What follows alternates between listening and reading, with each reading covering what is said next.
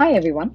Welcome to The Seven Eighths, a podcast to share stories on failures and rejections. There are no fairy tale endings in this podcast.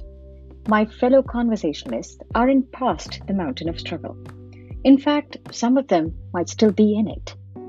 I hope this podcast serves as a forum for friends and acquaintances to exchange tales of defeat. Defeats that make the 7/8 part of our lives, like the part of the iceberg you can't see. By sharing these stories, I hope we can all normalize failures and thereby win over that fear of defeat. Because failing is just a part of living.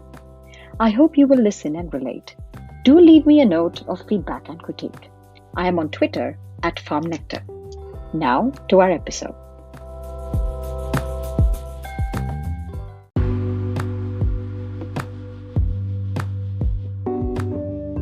Welcome to episode 8 of The 7/8ths with our first male guest, Ibrahim Bashir. Ibrahim is a product leader who has been building and shipping software for 20 years. In this episode, we discussed lost job opportunities and the dual power of rejection. We dove into imposter syndrome, the male privilege, dodging bullets, and even pop culture. Ibrahim acknowledges that his stellar resume doesn't show the failures he has seen. His take on his journey is sincere, eye-opening, and simply different. This conversation isn't what I expected it to be. You'll see what I mean. Just listen in. Thank you for agreeing to be on The 7/8ths. I actually really like the topic of failure, so it'll be interesting to dissect that. And the premise really being, we don't talk enough about it. There is a sense of shame, of guilt that is associated with failures, that we don't share our failure stories. We don't share stories of struggles. So we almost have this social media perfect story of each other's lives when there's a lot more to that than meets the eye. I understand why people, like, from a Facebook and Instagram perspective, edit "this is my perfect life," because I think that's something they want, almost validation for that. It's interesting to me that people do that professionally as well. Yes. And so it's almost like, here's an edited, very canned career trajectory, and it's like, I'm just like everybody else. I went to school XYZ, I did role ABC, and now I'm logically here at the next step. And it almost starts to become a pattern that you match. You're like, oh, this is what success looks like. So I'm always interested by the people who are just like, they have strange gaps or they have non-traditional backgrounds. I kind of want to see success in a non-traditional way. That's refreshing to hear. So maybe let's look at what your story has been. So on LinkedIn, your story looks really, really great. Yeah, I guess I've fallen into that trap as well. Talk to me about that failure in your career that you're ashamed of. In perspective and in hindsight, things that you considered success maybe weren't, and then things that you considered failure maybe weren't. And so I would say I don't feel like I have any failures because I just have enough distance on it that I'm like, no, there was something I learned from that, so it's not a failure. Mm-hmm. There's a quote by S.I. Hayakawa, who was a California senator, and he said, think of the difference between a person who says, I have failed 3 times versus I'm a failure. That is something that sort of I apply in my life. To me, I'm never a failure. I've just not succeeded, and this is my nth attempt. Mm-hmm. My first PM role was Amazon. I actually tried and interviewed with Amazon 3 times before I actually got in. And I talk about it very openly because the fact that I was eventually able to get in gives me no end of satisfaction. It actually made the experience much better to have been denied and then actually break through. And I think I would not have, quote unquote, succeeded there if I hadn't been denied multiple times and if I hadn't been told what I lacked in order to succeed. And so I never took it, you said the word shame, it was never shameful to me. I was never ashamed of it. I was actually very proud of it because it's almost a sense of, I'm not supposed to be here. So I'm I'm going to operate very, very freely, right? I like that. I'm not supposed to be here. Yeah. When I joined, I was the only person on the team who was not an ex-Microsoft PM. So I always felt like the odd man out, but I also felt it gave me a perspective that others were lacking. Talk to me about how you felt when the first couple of times you got rejected at Amazon. I got a very brutal rejection. It was, at the time, it felt brutal. It was, hey, we don't think you're a fit. We actually think you're almost a fit, but let us tell you what prevents you from being successful here. And they basically rattled off. Yeah, it was very alarming. But then when I sat and thought about it with some perspective, I realized, wait a minute, she said I almost made it. The 10% of what the recruiter said to me in the last call is what I latched onto and ignored the 90%. Like all the, you don't know how to program properly, you don't know open source. I was like, no, but what I'm going to choose to remember is you almost made it. And so I hung on to that for a very long time. The other thing about being rejected and quote unquote labeled a failure is it gives you this chip that you want to play at some point. The second time I interviewed, they steered me away from engineering roles towards PM roles. They basically were like, yeah, you make it as a PM here. Here's a role in merchant technologies. And I actually turned them down. And I did it because as a way to remind them that like I have agency in this process, right? And I was like, yeah, I do think I want to work there and I do think I want to be a PM, but I don't want to work in merchant technologies. I mean, no offense, I know it generates billions of dollars, but I was like, that's not interesting to me, like building services so that other people can sell. And they're like, well, what is it that you want to work on? And I was like, I want to work on this Kindle thing. And the first time I interviewed with the person who would become my boss, we just had a very open conversation. He's like, I've gotten your packet through very interesting means. You apparently interviewed here 5 years ago. You almost made it as an engineer. And then it seemed like, a couple of months ago, they would talk to you about a PM role and it was going well. And then you put the brakes on it and said, I only want to work on Kindle. I was like, basically, yes. I took away the power dynamic. What could have been, I'm an almost failure. Can you please accept me? I turned it around and said, you need me. That failure was not real failure. And I've learned from it and grown from it. And like, we would be doing each other a favor if we worked together. I don't know if I actually believed it, but it's something I used and pretended with to make myself successful. Honestly, in my heart of hearts, day one, I was super anxious. I'm not supposed to be here. I was like, I do not have the pedigree of all these people. If I can just have enough spine to sort of present myself as somebody who does belong here, maybe I'll fake it and make it eventually. And I think probably within months, that imposter syndrome went away. Because once you work with those people that you have sort of admired from afar with the perfect LinkedIn profiles, you realize they're just as screwed up as you are, right? Like they have their own issues and their own inabilities. And you realize that like some of your strengths are their strengths. And so at some point you start playing to your strengths and stop worrying about your gaps. Let's talk about your life at Amazon and Endencord. You write about this on your Substack as well. On the Substack, it was a good description of how the day went about. But talk to me about how you felt as you were managing the day. Quick summary. An end-on cord is this concept from Toyota, which is if something is broken on the manufacturing line, you pull this cord and it stops the entire manufacturing line because even a single defect can affect the end output, right? And so it's a concept they use at Amazon. There's actually a tool called end-on cord, which is some ASIN, some Amazon product has some problem with it. The price is wrong or the quality is wrong or the reviews are bad. And anybody has access to this tool to pull it, or at least they did at that time. And I was like, oh, I would love to pull the end-on cord someday. And I actually got that chance. So one of my peers had this long planned vacation and then the launch kept getting delayed and delayed and delayed.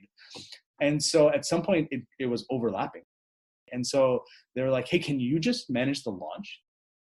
At some point you start to become full of yourself. So I was like, oh, I've managed successful launches and I understand how this works. I was like, I could totally step in 1 week before and just execute for me. I was like, I got this. And it was just, I'll let people read it, but it was just a disaster after disaster. Like we screwed up 3 times in 24 hours and it was just, it was a bad situation. Talk to me about how you felt during the day, because when events like this happen, the emotions that you kind of manage through, they stay with you for a lifetime, right? So the simple thing we were trying to launch was we were trying to combine the Audible and Kindle audiobook buying experience. Mm-hmm. And so there's like a test plan and this entire team that's been doing this, and I'm just stepping in as a PM at the last minute. And so I kicked the tires and checked the knobs the day before based on my experiences. And so the day of, we're all testing things out, we're all pretending to buy a book, we all have test accounts. And I think the first thing that went wrong was, you buy a book and you download it and you're playing it and it sounds fine, and then a few devices it sounded garbled. Mm-hmm. And we like tried for like 30 minutes, and then my role in this is really just like the go no go aspect of it. So I was like, hey, let's dial it back. We need time to figure out what's going on. I don't want to be waiting in limbo. Like there's a press release waiting to go out. So we rolled it back. And then there's me sort of relaying to my boss and my boss's boss and then his boss, who's the head of Kindle, like what's going on. And at some point we figured out that there was a new engineer who didn't know that there was a moratorium and had actually been deploying new hosts to the cluster, and they were not configured properly. And so if you hit one of those, that's why the audio is garbled. And we're like, oh, silly mistake, like 1 in a million. We'll enforce the moratorium, stop putting new machines, everything is fine. And so we actually got the green light to try again. So the first time it screwed up, in my mind, I was like, I didn't screw up. Who could have predicted, right? And so we go at it again. And this time, we all have these test accounts, and some of them are US based and like international based. And at some point somebody's like, hey, I'm buying this book. I'm pretending I'm in Spain and I'm able to buy a book that is like outlawed in Spain. Why is that? We realized that like the catalog allow list and deny list, the deny list was not being enforced properly. And I'm assuming over time we've tested all of them, and they're like, no, we've only ever tested the top 10 countries. And so I'm like, yeah, this is bad. I was like, roll it back. So now I'm sweating a little bit, where I'm like, okay, like that's on me. We should have caught that. I'm the face of this now. And so I had a conversation with my boss, and my boss was like, I trust you. You got this. We'll try it again tomorrow. Let's fix the issue. And so, I'm starting to get a little worried and awkward and paranoid. The next day we try again. So this is the third time in 24 hours. Now we're all kind of sweating because it's just like, what's going to go wrong now? You start to have the sensation of like, this is not meant to be. And, the audio sounds fine. The catalog looks good. And then we're buying books and somebody notices, they're like, hey, I'm seeing a different price on Amazon.com versus Audible.com. In that moment, I was like, oh God, I'm so fired. And so we rolled it back, and like, there is the mechanics of like undo the launch and like switches and like stop the press release and take off the asset from the landing page and all this. And in parallel, I'm writing this like retrospective email, which is like as detailed as possible without throwing anybody under the bus, right? Because I was like, I'm done. I came 3 strikes, you're out. I had a good run. I wasn't supposed to be here. I did some good launches. I built some cool products, but there is no way to dodge this blemish. And it was very interesting. My boss's boss and my boss were like, one of us has to take this, right? And so I was like, oh man, this is the moment where I get thrown under the bus. And my boss and boss's boss started arguing about which one of them would take the hit. And I was like, well, me, right? And they're like, absolutely not. We put you in this position, so it has to be one of us. I was immensely proud and immensely relieved in that moment.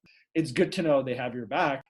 I think just moments like that and people like that give you immense confidence, because I did screw up and we did fail. But what I learned from that moment was we failed, not I failed. That moment really solidified, A, I have the agency to screw up. B, there's people I trust who have my back. And C, the culture was really oriented on avoiding blame and actually focusing on what went wrong. I think that's a very important lesson to learn, and it really set me up for the future. Anybody I work with, those things have to be in place. So whenever I'm talking to people to work on my team or I'm ever exploring, I always talk about when things go bad, how do we operate? Because you want to know that people are thoughtful and accommodating in those types of scenarios versus just, fine to work with when things are going good. It's a lot easier being a leader when things are going great. True leadership actually gets tested when things are not going great. Yeah. And I think, any leader that you work with, you want to know what they're like when things are not going great, because that's the version of them that you're going to have to lean on. We talked about this when we planned this podcast a couple of weeks ago. In the moment, I did not understand or even have the vocabulary to articulate there was a level of privilege that I was operating with, right? And in the years since I've tried to think about it, I was like, did I just have that privilege, or did I build up that privilege? I came out of it unscathed completely, right? I could have easily been the 3 failed lunches guy, and it was never a thing, period. I mean, that is a huge level of privilege, is to get the license to fail and to never have it be your persona, right? And I don't know how much of that was people shielding me, or just the culture, or me being a guy, or like what it is, but there was immense privilege there. Men are coached to write a narrative about themselves where failure is part of their journey, right? Where it's like, oh yeah, this is the bumps in the road, and now I'm super successful. And I think women are generally steered towards, one failure can define you. And there is a little bit of like nurture in there. I mean, there's absolutely women who don't let the failure touch them, and there's absolutely men who agonize over every misstep they've ever had. But I think as a generalization, it's true. You eventually reach a point where you're like, in order to be successful, I have to not think about failure as a shameful thing. There's no beating that, right? Whether you're faking it or you actually believe it, I think in the end, you have to flip that switch and say, it's just not going to define me. On the personal side, are there setbacks? Personal side, there's really no failures. I mean, there isn't this or that. You don't choose family. Are there setbacks that took a lot of you? I mean, as somebody who probably over defines themselves personally through their professional arc, I think I blur those lines constantly. Like, any professional setback feels personal to me, and like personal stuff is just like, oh, that's status quo. And so I guess I don't have a good answer for you there, because like I've come to define myself personally through professional achievements or lack of achievements. So isn't that exhausting? It can be. I think like, sometimes you're like, what am I outside work, right?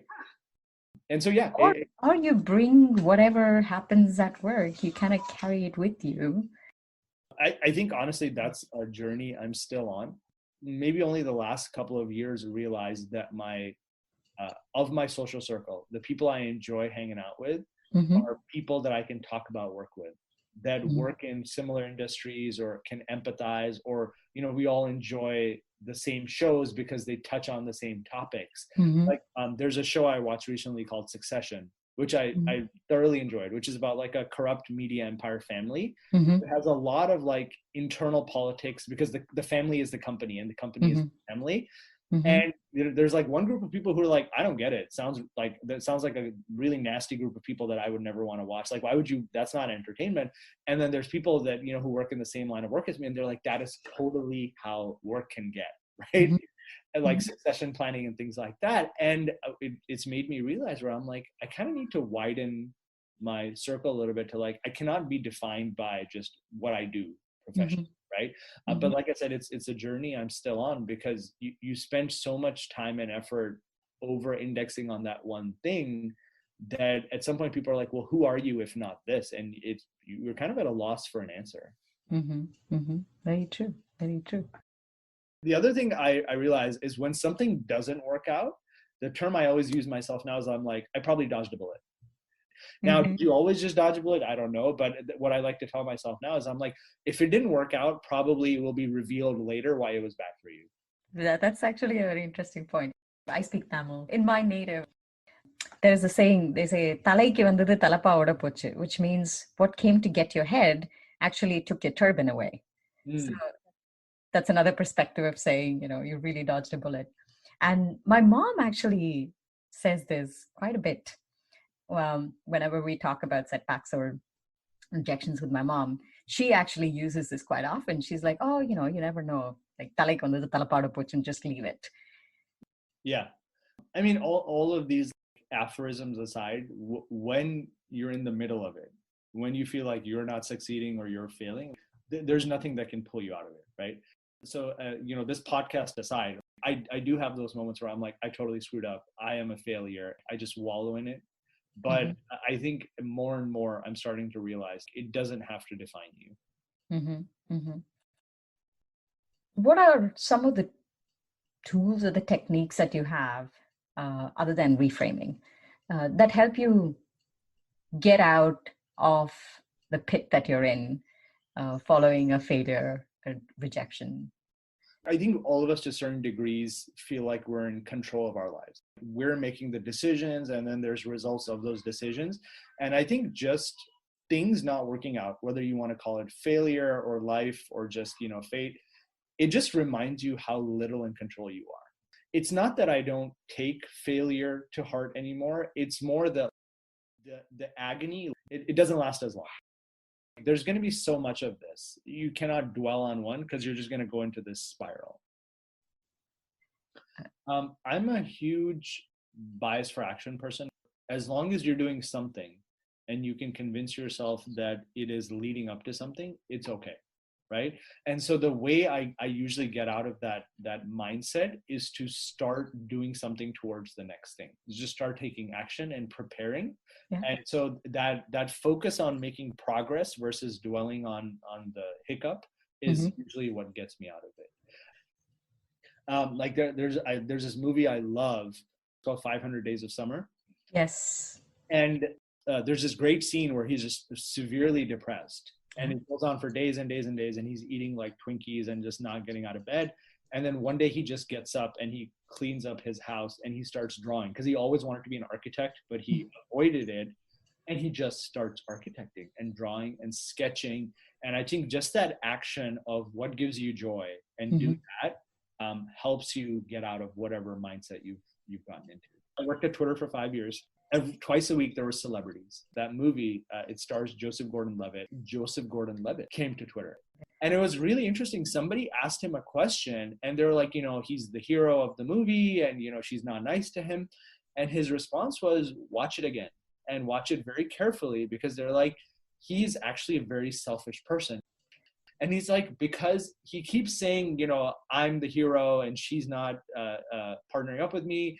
And how could it? And he's like, if you think about it, he never listens throughout the entire movie. He never listens to a word that she says. He only listens to the voice in his head, which is, this is me, this is my destiny, this is about me, this is how my life is going to play out.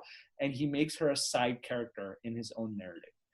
And so I thought it was a really interesting point. Where I have to go back and watch this movie now. I said that, the last time I watched this movie, it was less enjoyable for me because it's like, he's not really the hero of the movie.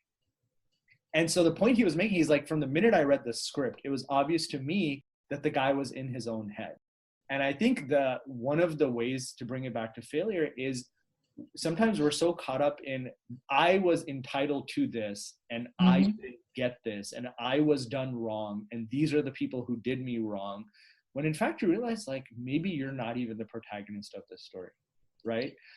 And so that's something I think about sometimes whenever I'm like, oh, this happened to me. I'm like, maybe I'm just a side character and this is somebody else's story, right? And I'm like, the reason this narrative... Wow, for a second, I had to like pause for a second because that was really, really deep. Because you're just like, why did this happen? And you're like, this doesn't even make any sense. Because I'm like, this is like the poorly written side story of somebody else's narrative. Very true. Very true. Well, thanks, Ibrahim. Your views, your perspective, the idea of reframing the narrative, the fact that, for all we know, we are just a sidekick in this main story. Those are all really good, almost coping mechanisms. They're coping mechanisms. That's a good word for it.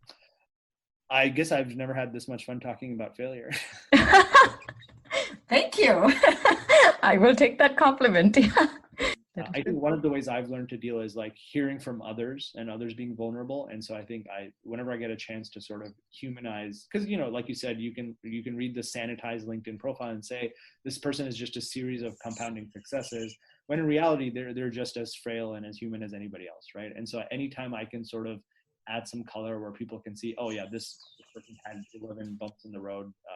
It really, as long as it makes it okay for somebody else, I think I've done something good for the day. Yeah, thank you. Absolutely.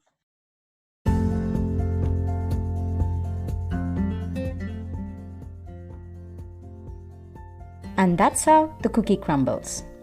Ibrahim and I laughed while talking about failures, struggles, and rejections. Through the light moments, I recognized Ibrahim's courage to literally take the shot came from his perspective on failures, reframing. Ibrahim reminds us that we have the agency to create a narrative of our failures, to reframe the story, and that really shapes how we think about our journey thus far. I loved his acknowledgement of the male privilege and also how little we control the outcomes. You can read more of Ibrahim's unique POV from his newsletter on Substack, Run the Business. Thank you for listening to this episode. Do share your thoughts. I am on Twitter @FumNectar. Until the next conversation. Cheers, guys.